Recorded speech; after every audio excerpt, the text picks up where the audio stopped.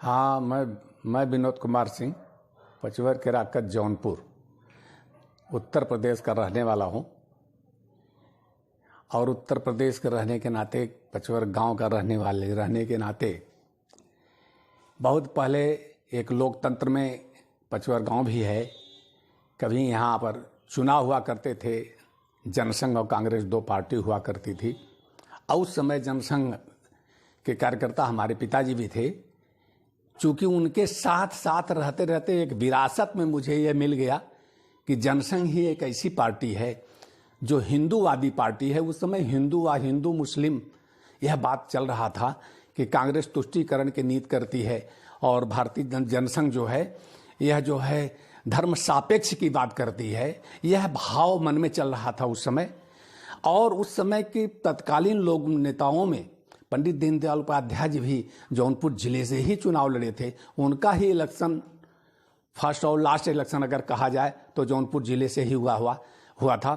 और यहीं पर मुरली मनोहर जोशी उनका चुनाव संचालन यहाँ किए थे, यहाँ आए थे। अटल जी भी इसी के राकत में उनके चुनाव प्रचार में आए थे। और जब पंडित जी यहाँ से चुनाव लड़े थे जौनपुर जिले से, तो उसमें पूरा जौनपुर जिले का चुनाव होता था। तो पंडित जी दरवाजे दरवाजे पर जाया करते थे और हर जगह जो हमारे किसानों के घर में आलू, घुघरी, रस और कच्चा रस खा करके ये से ऐसा चुनाव प्रचार किए। पुआल पर सो जाते थे पंडित दीनदयाल उपाध्याय। और उस समय देखने से लगता था, पंडित जी लोग कहते थे, हम लोगों का लड़कपन था, देखने में लग रहा था कि पंडित जी इतने महान आदमी हैं जिनको सारे लोग सम्मान कर रहे हैं। लेकिन पंडित जी का कपड़ा इतना फटा हुआ था कि वो सुई डोरा से कहीं फट जाता था तो अपने हाथ से सिलते थे। जूता फट गया था तो जूता में से उनका जो पैर की अंगुरी भी दिखाई देती थी। उस परिस्थिति से में रहते हुए भी पंडित दीनदयाल उपाध्याय चुनाव लड़ रहे थे। हम लोगों को देखने में आश्चर्य लग रहा था कि क्या पंडित जी इतने गरीब हैं कि इतनी गरीबी में इनको लोग चुनाव लड़ रहे हैं, इनको इतना बड़ा नेता। हम लोग लड़कपन था। लेकिन वही जनसंघ जब भारतीय जनता पार्टी बनी तब हम लोग जानकार हो गए कि अब भारतीय जनता पार्टी क्यों। तो उस समय दीपक चुनाव निशान हुआ करता था। दीपक चुनाव निशान इसलिए था कि वह लक्ष्मी का साक्षात स्वरूप माना जाता था।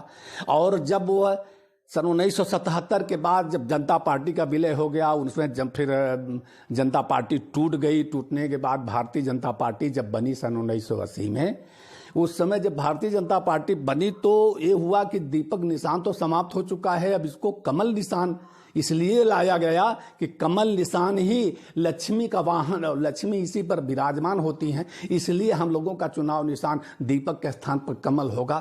तो अंधेरा छटेगा, सूरज उगेगा, कमल खिलेगा, यह भाषण उस समय अटल जी दिया करते थे। बड़ा अच्छा लगता था अटल जी का यह भाषण। आवाज़ सुनने के बाद अटल जी के व्यक्तित्व से हम लोग प्रभावित हुए और वही धीरे धीरे हम लोगों का कारवां चलने लगा। चलते चलते एक समय ऐसा भी आया कि यहाँ के एक प्रोमिनेंट फिगर के रूप में रामसागर जी हुआ करते थे। हम लोग उन्हीं को एक अपना आदर्श मान ले, चूँकि वो हरिजन होते हुए इतने ईमानदार नेता थे कि उनके ईमानदारी की चर्चा गांव गांव, गली गली, चौराहे चौराहे पर होती थी, चट्टी पर होती थी कि रामसागर इतना सब कुछ होने के बावजूद आज भी एक ही कुर्ता पैजामा, एक ही धोती कुर्ता पहन करके, एक ही चप्पल पहन करके रामसागर अपना जीवन बिताते हैं। उनका एक ऐसा आदर्श हम लोगों के मानस पटल पर बैठ गया कि रामसागर जैसा हम भी बनेंगे। ऐसा यह मन में एक भाव आया। यह भाव आकर के भारतीय जनता पार्टी में हमने जब 1980 में जब भारतीय जनता पार्टी बनी तो इच्छा हुई कि रामसागर जी के नेतृत्व में हम लोग काम करें। तो रामसागर जी ने उस समय 3 नेताओं का नाम गिनाया जौनपुर जिले में, जिसमें 3 नेताओं में अपने को तो उन्होंने नहीं गिना, लेकिन उन्होंने राजा जौनपुर, उमानाथ सिंह और एक और है, यह कहा करते थे रामसागर जी। तो हम लोग यही समझ नहीं पा रहे थे कि रामसागर जी ऐसा क्यों कह रहे हैं। लेकिन जब तीनों लोग, राजा जौनपुर सांसद हो गए, रामसागर जी भी सांसद हो गए, उमानाथ सिंह जी उस समय विधायक थे, और जब तीनों लोग एक साथ बैठ करके जब एक शोभा यात्रा जौनपुर जिले में निकाली गई, तब उस समय हमारे जिले के जिला प्रचारक माननीय आनंद जी ने यह बात कहा था कि ये जो है शोभा यात्रा जो जा रही है, ये यह हमारे जौनपुर जिले की तिकड़ी है, यह हमारे यहाँ के स्तंभ हैं। यह स्तंभ समझ करके तब हम लोगों के दिमाग में आया कि हमारे रामसागर जी कितने महान आदमी हैं। और उमानाथ सिंह जी अजात शत्रु के रूप में भी माने जाते थे। उस समय लोग, उनको सारे लोगों उन्होंने अजात शत्रु कहा है कि उनका कोई राजनीति में होते हुए भी अजात शत्रु थे, उनका कोई विरोधी नहीं था। और राजा जौनपुर तो विद्वान थे ही, विद्वता में उनके कोई कमी नहीं थी। राजा तो सबके नेता हुआ करते थे और सारे लोगों को सम्मान देते थे। और उसी समय हमने यात्रा शुरू किया, सन 81 में आईटीसी किया। आईटीसी करने के बाद चूंकि आईटीसी भी हमने वही राम सागर जी के कहने पर किया कि विनोद जैसे कार्यकर्ता को कम से कम इसको संघ में जाकर के काम करना चाहिए, चूंकि भारतीय जनता पार्टी में एक दूसरे को क्या होता है वो लोग जानते थे, चूंकि उतना मुझे राजनीति नहीं आती थी। लेकिन संघ में लोगों ने भेजा कि एक अच्छा कार्यकर्ता बनेगा, इसलिए मुझे हम लोग उन्हीं लोगों के कहने में मैं संघ का काम करने लगा।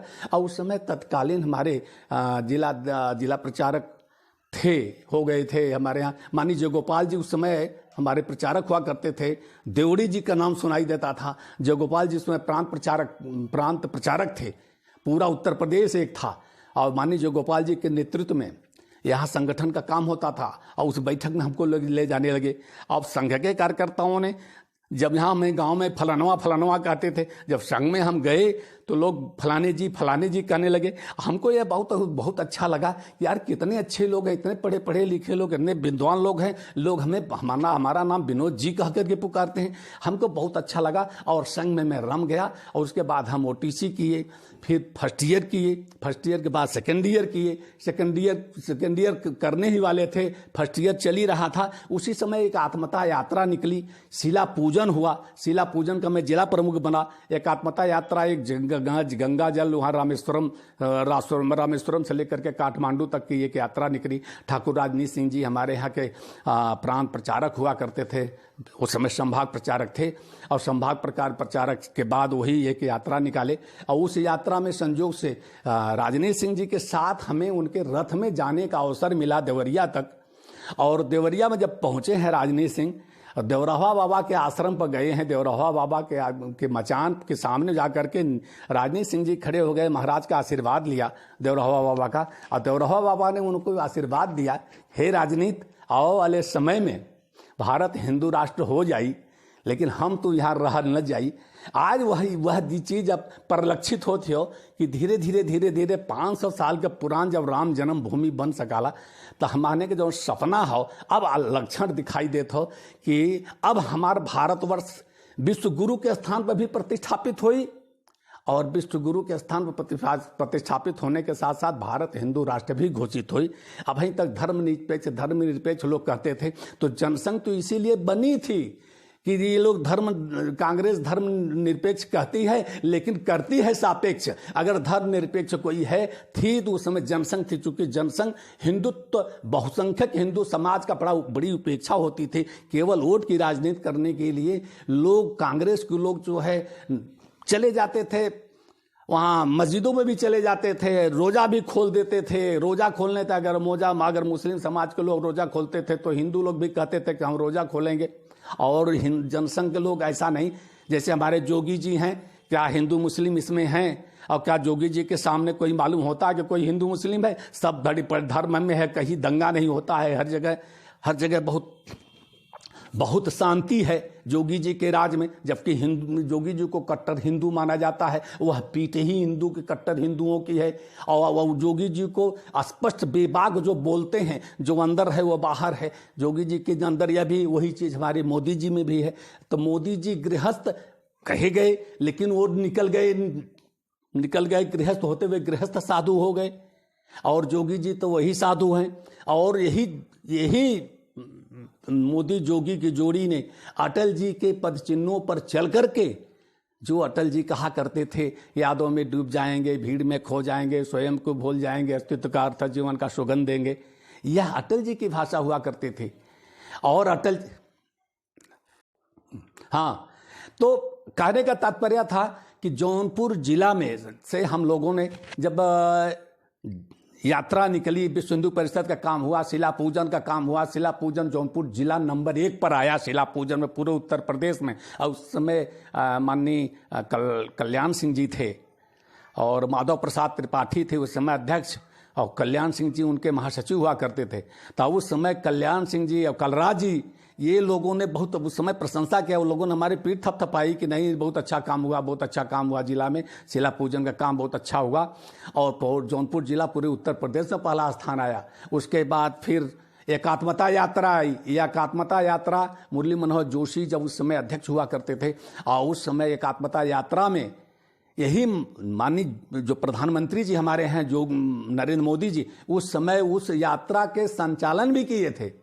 और हम लोगों वहाँ जब पहुँच गए जम्मू में, तो जम्मू में हम लोगों को रोक दिया गया एक जगह, और कुछ चुनिंदा लोगों को लाल चौक पर झंडा फहराने के लिए जोशी जी के साथ 4-5 लोगों को भी अनुमति, उसमें थे एक मोदी जी को भी भेजा गया था।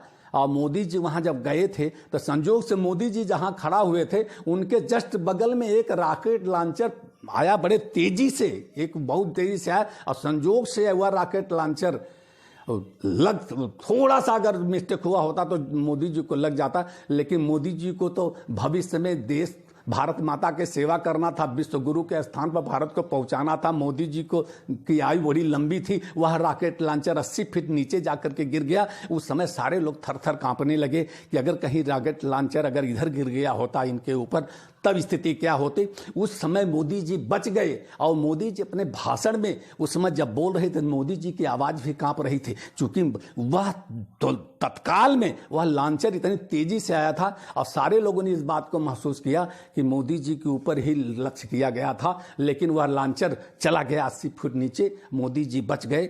वह यात्रा भी हम लोगों ने देखा है। फिर वहाँ से हम लोग वापस आए। वापस आने के बाद यह दिन देखने को मिला कि क्या भारत हिंदू राष्ट्र बनेगा। यह भी सपना हम लोग अपने मन में सजोए रखते थे। लेकिन बाद में यह हुआ कि भाई सत्ता पाना भी जरूरी है। तो कभी कभी आवश्यकता हुई, और कभी नारा दिया जाता था, परम वैभवम नेतमेतर स्वराष्ट्रम समर्था भवत्वा शिशाते वृषम, भारत माता की जय। तो भारत माता की जय कैसे होगी, कैसे, किन लोगों के द्वारा होगी? या उन लोगों के द्वारा होगी कि जो बनाए हुए लोग हैं उनके द्वारा बनी होगी भारत माता की जय, कि उनके द्वारा होगी जो यादों में डूब जाए, भीड़ में खो जाए, स्वयं को भूल जाए, अस्तित्व का जीवन का सदन, मैं तो समाज की थाती हूँ, मैं तो समाज का हूँ सेवक, मैं तो समिष्ट के लिए बेस्ट का कर सलता बलिदान अब है, हिंदू तन मन, हिंदू जीवन, रग रग हिंदू मेरा परिचय। यह हमारा पहचान है, हिंदुत्व तो मेरी पहचान है। यह कोई जाति नहीं है, यह कोई धर्म भी नहीं है। इसको सुप्रीम कोर्ट ने भी फैसला में दे दिया है अपने, कि हिंदू एक जीवन पद्धति है। सुबह से शाम तक जो हम अपनाते हैं कि कराग्री वस्ती लक्ष्मी कर मध्य सरस्वती कर मूले तो गोविंद प्रभाते कर दर्शनम समुद्र वसने देवी पर्वत मंडले विष्णु पत्नी नमस्तुभ्यम पादत पर क्षमस्व, यह हमें जब बताया जाता है, यह हमने सुबह से शाम तक जो दिनचर्या अपनाते हैं वही हिंदू धर्म है। और हिंदू धर्म कोई अलग से बने। और जो यहाँ से मुसलमान हज करने के लिए विदेश में जाता है, उसको भी यह कहा जाता है कि यह जो है हिंदुस्तानी मुसलमान आया है, उनको अलग से कोई पहचान वह विदेश से नहीं बनाई जाती। लेकिन जब वही वहाँ से हज करके आते हैं तो यहाँ का मुसलमान कट्टर बन जाता है। लड़ाई तो है कि कुरान भी ठीक है, गीता भी ठीक है, लेकिन हम जब वो कहते हैं कुरान ही ठीक है, तब वहीं पर संघर्ष शुरू होता है। हम अच्छे हैं, हम अच्छे हैं, यह तो बहुत स्वाभिमान की बात है, हम ही अच्छे हैं, ये अभिमान की बात है। इस अभिमान और स्वाभिमान की लड़ाई में भारतीय जनता पार्टी स्वाभिमान की लड़ाई लड़ती है। और कांग्रेस और जितने नंबर 2 के कांग्रेसी हैं, सपा बसपा अन्य जितने भी दल हैं, ये सब नंबर 2 के कांग्रेसी हैं। नंबर 1 के कांग्रेसी जो राहुल गांधी हैं, वो भी नंबर 1 ने, अब तो 2 बन चुके हैं, क्योंकि राहुल गांधी अभिमान है और नरेंद्र मोदी स्वाभिमान है। हमारा नरेंद्र मोदी भारत का स्वाभिमान है और राहुल गांधी भारत का अभिमान है। और इन दोनों में चुनाव जनता स्वाभिमान का करती है। भारतवर्ष स्वाभिमानी राष्ट्र है, और उसमें जौनपुर जिला नंबर 1 पर आता है। जौनपुर जिला इसलिए नंबर 1 पर आता है कि उस समय पंडित दीनदयाल उपाध्याय अगर कहीं चुनाव लड़े थे तो केवल उत्तर प्रदेश में जौनपुर जिला को ही चुना था उन्होंने, कि जौनपुर जिला में ही चुनाव लड़ेंगे।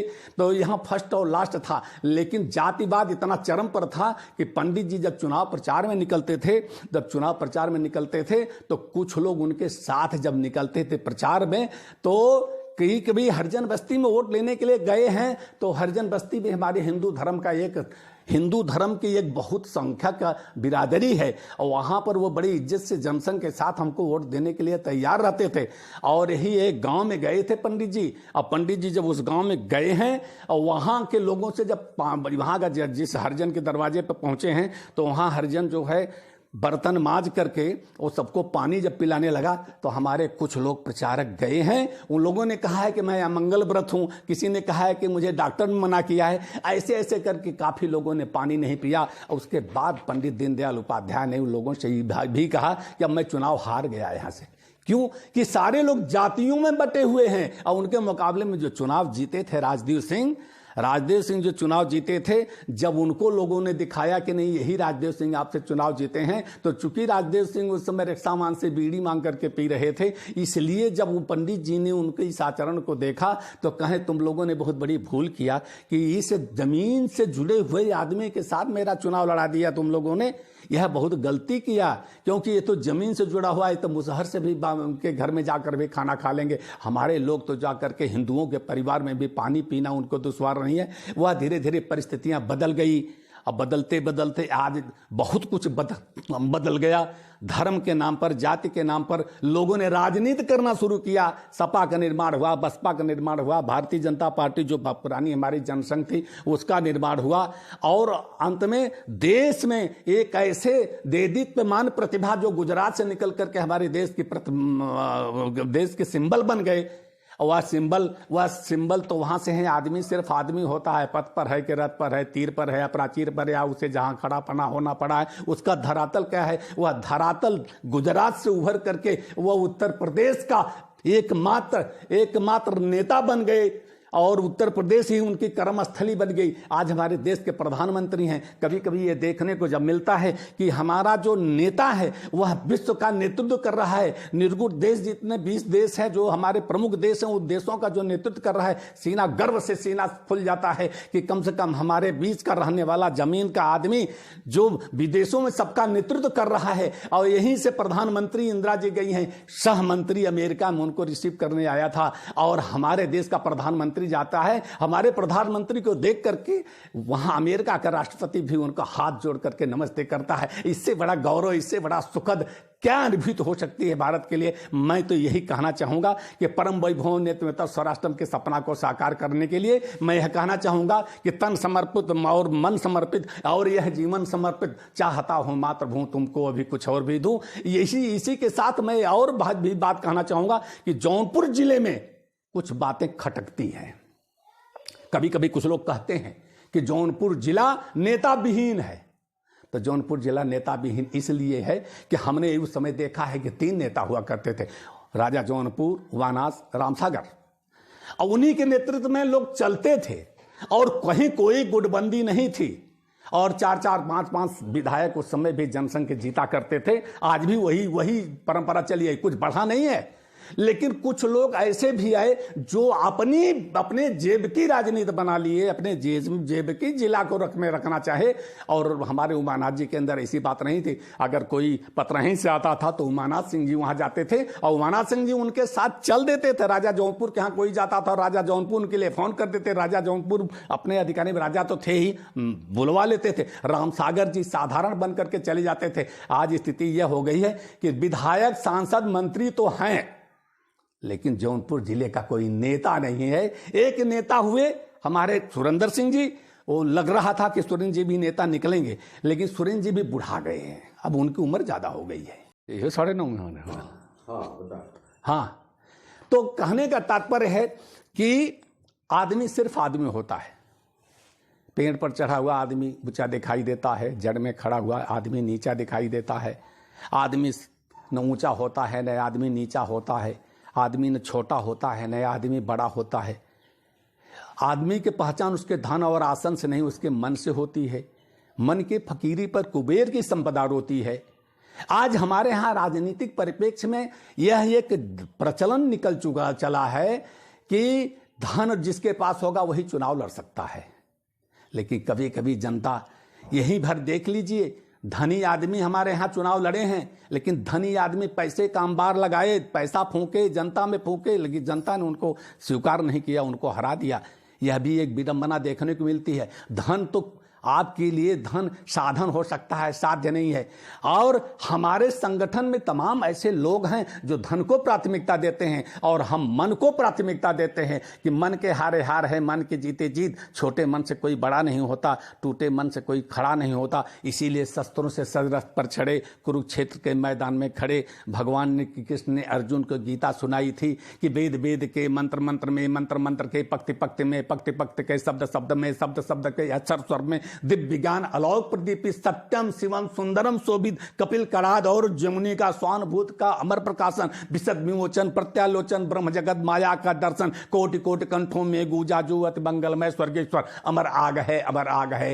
यह आग हम मन में जलाए रखने के लिए इसलिए हम रखे हैं कि इस समय आवश्यकता है हमारे जौनपुर जिला में नेता की, और हमारे जिला में कोई विधायक सांसद के तो हैं, लेकिन कोई नेता नहीं है। चूंकि कुछ लोग जो नेता हैं उनके साथ कुछ लोग ऐसे घेर के बैठ गए हैं कि वो दूसरे को सुनने ही नहीं देते हैं, और वह नेता प्रतिभा होने के बावजूद भी उभर नहीं पा रहा है। और ऐसी परिस्थिति में एक ऐसे नेता की जरूरत है जौनपुर जिले में, कि जो जौनपुर जिला में वहां से अगर कोई पूरब से चले, चाहे पश्चिम से चले, चाहे उत्तर से चले, चाहे दक्षिण से चले, जौनपुर जिला के मुख्यालय पर अगर आवे तो वह गर्व से कह सके कि हमारा नेता वहां है। चाहे डीएम से बात होगी, डीएम से बात करेगा, एसपी से बात होगी, एसपी से बात करेगा।